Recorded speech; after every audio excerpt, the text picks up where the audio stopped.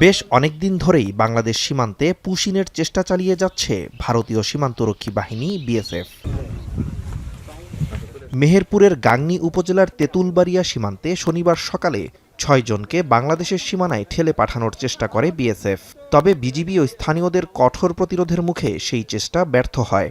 পরে ওই ৬ জন কাঁটাতারের বেড়ার পাশে ভারতের ভূখণ্ডে অবস্থান নেয়। দেশে এবার অবৈধ অনুপ্রবেশ কোনোভাবে আমরা মেনে নেব না।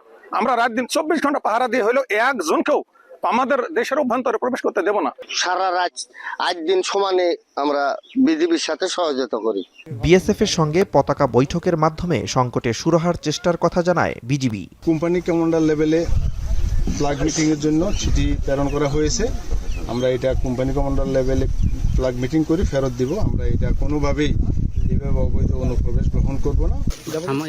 চাঁপাইনবাবগঞ্জের গোমস্তাপুর উপজেলার বাঙ্গাবাড়ি সীমান্ত দিয়ে পুশিনের চেষ্টা করা ২৮ জনকে বিএসএফ ফেরত নিয়ে গেছে বলে ধারণা বিজিবির।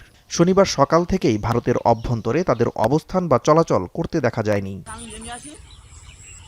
এদিকে সারা দেশের অন্যান্য সীমান্ত এলাকার মতো ঝিনাইদহের মহেশপুর সীমান্তের যাদবপুর বিওপি এলাকায় পুশিনের ঘটনা তুলনামূলক বেশি। বিজিবি জানায় এ পর্যন্ত ১০ থেকে ১৫টি পুশিনের চেষ্টা সফলভাবে ঠেকানো গেছে। দিনাজপুর ও ঠাকুরগাঁও সীমান্তে পুশিন প্রতিরোধে নজরদারি জোরদার করেছে বিজিবি।